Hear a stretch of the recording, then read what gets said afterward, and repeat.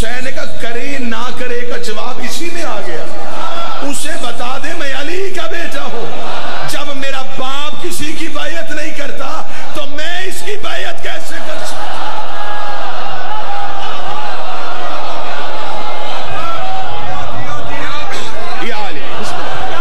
جب میرے باپ نے کسی کی بیعت نہیں کی تو میں بیعت کیوں کروں؟ امام حسین علیہ السلام نے کہا نا حسین ابن علی، میں علی کا بیٹا ہوں.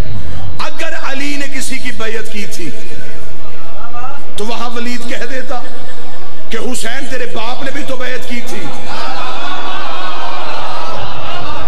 تو بھی بیعت کر لے. امام حسین نے جو لفظ کہا وہ لفظ کتاب میں نہ ہو میں گردن کا لہو دوں گا. حسین نے یہ نہیں کہا کہ میں تیری بیعت نہیں کروں گا. حسین نے کہا مجھ جیسا، بولو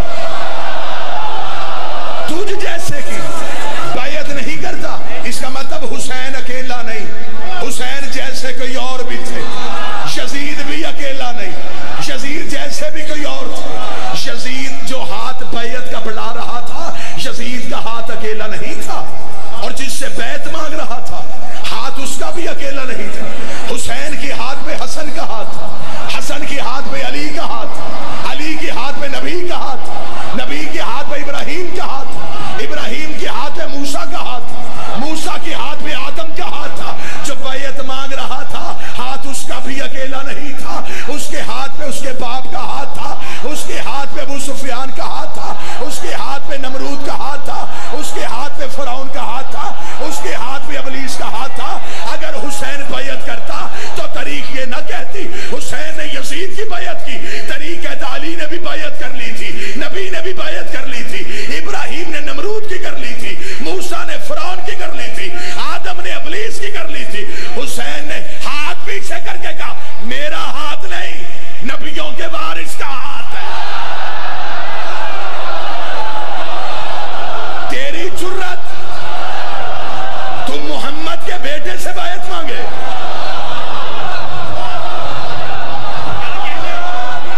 امام حسین نے آواز تھوڑی بہتر کرنا بھائی. بادشاہ حسین شہزادی کونین کسی کا محتاج نہ کرے. امام حسین نے فرمایا میں بیعت کروں مجھ جیسا کوئی بھی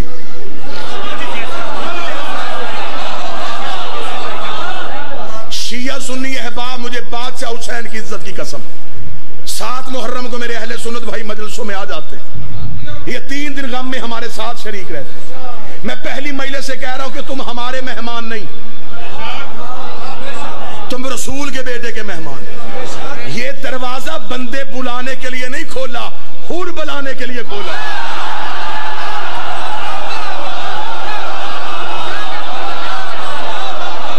ہمیں مجمع نہیں چاہیے، ہمیں بندوں کی تعداد نہیں چاہیے. قطعاً ہمارا مقصد نہیں ہے رش لوگوں کا ہو، ایک بھی آئے حور جیسا ہے. معاف کرنے کا ہنر آج بھی حسین جانتا ہے. حقیقت مذہب کو سمجھو، حقیقت دین الہیہ کو سمجھو. حسین ایک فرد کا نام نہیں، حسین ایک نظریے کا نام. حسین ایک ذات نہیں، حسین ایک ادارہ ہے، حسین ایک فکر ہے، حسین ایک سوچ ہے، حسین عروج بندگی ہے، حسین معراج انسانیت ہے، حسین فخر انسانیت. امر الہی کے نمائندے سے حکومت کا نمائندہ بیعت مانگ رہا تھا. تاریخ آگے چلی. اب تاریخ کا مورخ ہو گیا گونگا. اس نے تاریخ کا گلا گھونٹ دیا، نسلیں کر دی میرے مذہب کی گونگی. اس نے کہا امام حسین نے انکار کیا. 72 ساتھیوں نے اس انکار میں حسین کا ساتھ دیا. ایسا ہی ہے کربلا میں 72 ساتھیوں نے. میں تاریخ کا جگر نکال کے تمہارے ہاتھوں میں رکھنے لگا. 72 ساتھیوں نے حسین کا ساتھ دیا. دکھ مجھے یہ اندر سے کھا گیا، تم نے انکار کرنے والے 72 دکھائے. جن لاکھوں نے یزید کی بیعت کی وہ کون تھے؟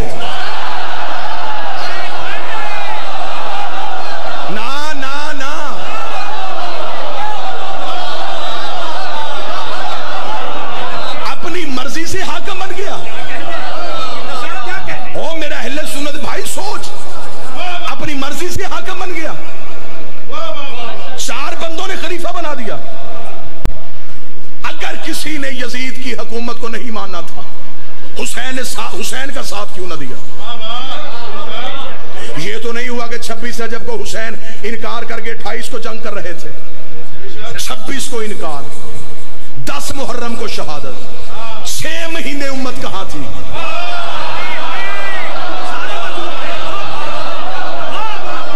کیوں نہیں حسین کو ڈھونڈا؟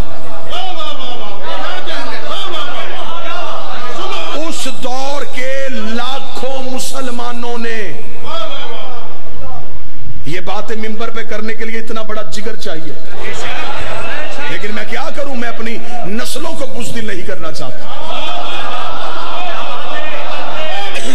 لاکھوں بندوں نے پیر محسن شاہ یزید کی بیعت کی. پیر ذکی شاہ جی وہ بندے کون تھے؟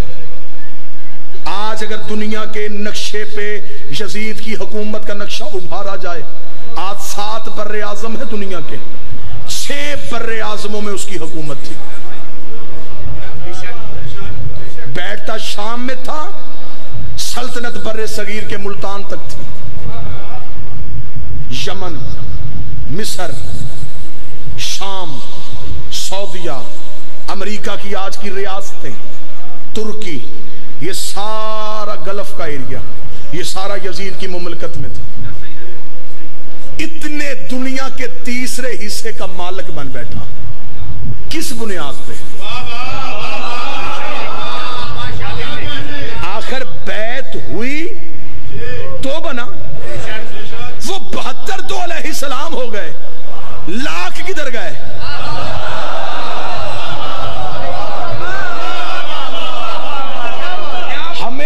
ہمیں جانا ہے ان لاکھوں کے پیچھے.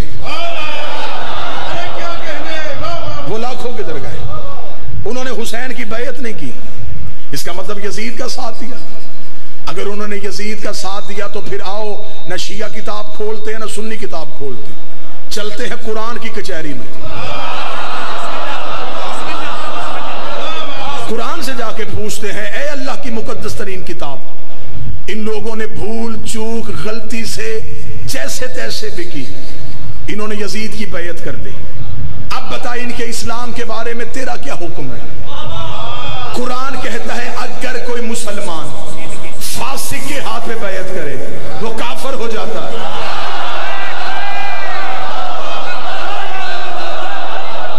یہ میرا فتویٰ تو ہے ہی نہیں کہ میں واپس لے لوں, حکم اللہ کا ہے. کھولو سورہ مومنون. اگر مسلمان فاسق کے ہاتھ پہ بیعت کرے وہ کافر ہو. یزید سے بڑا فاسق کوئی تھا نہیں. اس دور کے مسلمانوں نے کر لی یزید کے ہاتھ پہ بیعت, اسلام کے اعتبار سے ہو گئے کافر.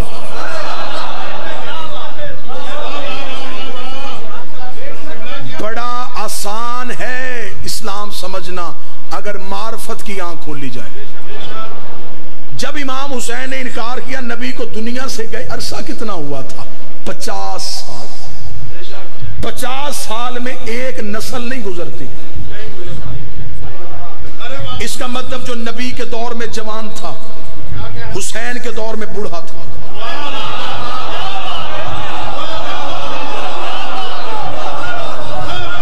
جو نبی کے دور میں بچہ تھا حسین کے دور میں جوان تھا.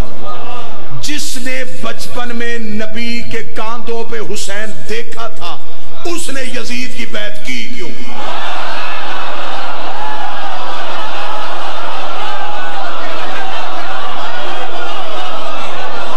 سوال یہ نہیں پیدا ہوتا کہ جب سارے مسلمانوں نے بیعت کرنی تھی تو حسین نے کیوں کی نہیں کی. سوال یہ پیدا ہوتا ہے جب حسین نے نہیں کی سب نے کیوں کی.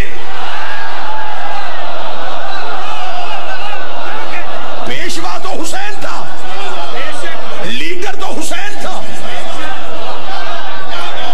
جب حسین نے نہیں کی پھر کیوں کی گئی؟ میں किसी के अकीदे को चाटू, उधर मेरा मौला रसूल का बेटा खड़ा है मद्दे मुकाबल, मैं रसूल के बेटे को क्यों छोड़ दूं? 72 साथी हुसैन के साथ गए, लाखों यजीद के पीछे चल पड़े, किस लालच में गए? मुझे इस पे बहस नहीं करनी, गए तो सही। कुरान कहता हो गए काफर। अब मैं तरीके यूं जिगर से निकालने लगा हूं हकीकत, तारीख मजबूर होके उगलेगी हकीकत, मेरी आंखें हैं मोर रखी आंखों पे। कुरान कहता है, जिन्होंने तो जो मेरी तरफ करना यार, खुदा का वास्ता छोड़ दे, हुसैन का वास्ते से बंद कर दे। जब उन्होंने यजीद की हाथ में बैत की, कुरान के एतबार से वो हो गए काफर। अब कुरान से पूछ, ये दोबारा मुसलमान कैसे होंगे? कुरान कहता है एक ही तरीका है, अब ये आएंगे दोबारा फिर किसी मासूम के पास, सुन के बोलना, ये करेंगे उसके हाथ में बैत, पिछले गुनाह की मांगेंगे माफी, इस बैत को कहेंगे तजदीद बैत, टूटी हुई बैत का दोबारा होना, पहले हुई थी टूट गई थी, अब दोबारा हुई। अब मुसलमानों के पास एक ही रास्ता बचता था, तजदीद बैत का, वरना कुरान के एतबार से ये काफर हो गए थे। इन्हें आना था हुसैन के पास, हुसैन मदीने से चले गए कि शायद कोई शर्मिंदगी में मदीने ना आ रहा, हुसैन मक्के इंतजार करते रहे, मक्के भी कोई ना आया। हुसैन करबला पहुंच गए, वहां भी कोई ना आया। हुसैन 10 मुहर्रम को सो गया, वहां भी कोई ना पहुंचा। अगली हुज्जत बन गई सज्जाद, सज्जाद चला गया शाम, वहां बैठ गया कैद खाने में। अब मौलवी के सर पे कुरान रख के पूछ, वो 2 साल उम्मत काफर रही है या मुसलमान रही है? मौला हुसैन शहजादी इन जवानों के हाथों को सलाम। वो 2 साल उम्मत काफर रही या मुसलमान रही? अब बता, सज्जाद कैदी था या उम्मत?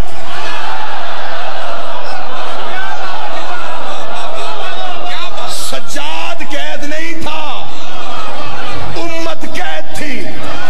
ये थी मेरे सज्जाद की जंग।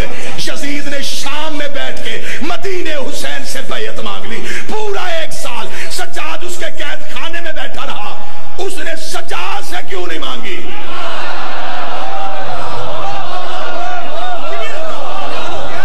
फैसला तो यही हो गया। कह देता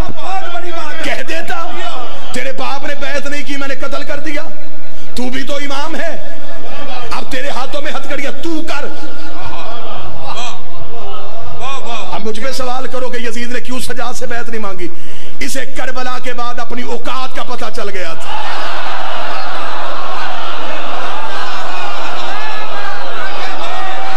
इसे पता चल गया था मुझसे असगर नहीं झुका, और ये तो फिर अली है। इसलिए उस्ताद कमर जलालवी ने कहा था, बिस्तर जो मखमली था उसे खार कर दिया, सोना फरौन शाम का दुश्वार कर दिया, नींद उसकी बांध के जंजीरे पा के साथ सज्जाद ने यजीद को बीमार कर दिया।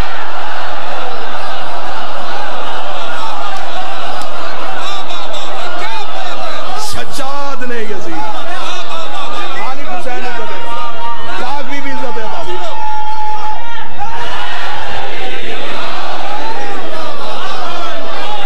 सफर अब मुझे 2 दिनों में मुकम्मल करना है, सफर 2 दिनों में मुकम्मल करना।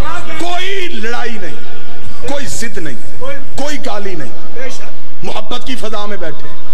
अच्छे खानदान वही होते हैं जो 4 दीवारी में फैसला करके उठे, या मान या मनवा। मिंबर के पे खड़ा हूं, खुदा की कसम शिया कौम की कोई टेक नहीं लेता।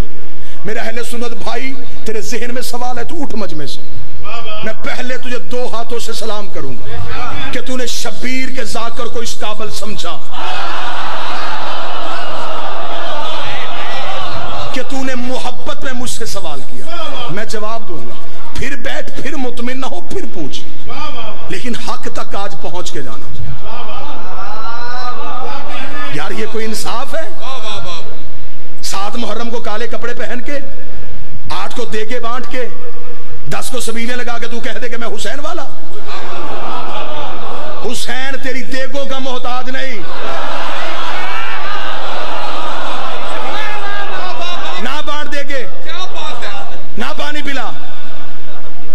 फैशन समझ के काले कपड़े पहन के मजलिस में। हुसैन का साथ देना है तो नजरिए का दे, वरना खोखले नारों की हुसैन को जरूरत नहीं। साथ देना है तो हुसैन की फिक्र का साथ दे, हुसैन के नजरिए का साथ दे, फिर पता चलेगा कि तू हुसैन से मोहब्बत करता है।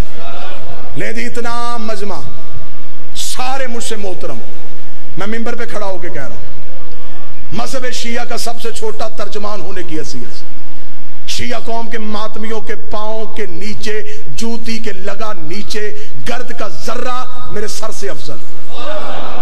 इतनी इज्जत इनकसारी के साथ मैं मिंबर हुसैन से कह रहा हूं, कोई बंदा मजहब अहले बैत की टेक लिए बगैर अपने मजहब की चार दीवारी के अंदर रह के मुझे यजीद की हुकूमत गलत साबित करके दिखाए।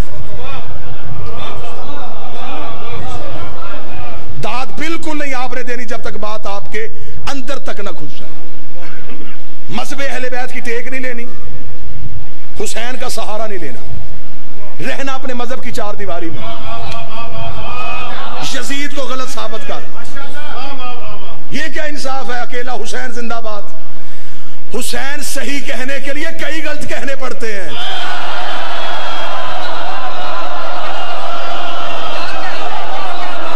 बस या हुसैन, सिर्फ या हुसैन, क्यों? हुसैन सही कहना फिर खुल के कह, रह अपने मजहब की चार दीवारी में, कर यजीद की हुकूमत को गलत साबित। कैसे करेगा? हम हैं इमामत वाले, हमें पीछे कर दे, हमें छेड़ना। आप खिलाफत को तस्लीम करते हैं, मैं आपका एहतराम करता हूं, लेकिन मैं मोहब्बत की फिजा में सवाल पूछने का हक रखता हूं। आपके यहां नबी के बाद पहला खलीफा कैसे बना था? अजमाए उम्मत से। सुन लेना, सुन लेना, अजमाए उम्मत इकट्ठी हुई सकीफा के मैदान में। खिलाफत वालों के यहां यह नजरिया है कि रसूल किसी का ऐलान करके नहीं गए थे, उम्मत को अपना अगला खलीफा चुनना था, उम्मत का हक था। जमहूरियत हुई, वोटें दी गई, और उन वोटों के जरिए तवज्जो के साथ, लफ्ज का लहू ना हो, सतर का कत्ल ना हो, उन लोगों ने वोटों के साथ उम्मत ने इकट्ठी होकर नबी का खलीफा चुन लिया, मान गए। ठीक है, हम आपकी इज्जत करते हैं, यह आपका नजरिया है, आपको मुबारक। आपने पहला खलीफा बनाया वोटों से, जब दूसरी खिलाफत आई फिर वोटें क्यों नहीं थी? फिर आपने तरीका बदल दिया, फिर पहले ने दूसरे को नामजद किया। अगर वोटों वाला खलीफा ठीक था तो फिर नामजद क्यों किया गया? अगर दूसरा खलीफा नामजद हो गया था, फिर तीसरी दफा फिर रसूल बदला, फिर 6 बंदों की कमेटी बनी, उसने फिर नबी का खलीफा चुना। यानी कि खिलाफत में हर दौर में असूल बदले। 3 असूल खिलाफत ने अपनाए। ये मेरा अलम अब्बास पे हाथ, यजीद के पास ये तीनों असूल थे।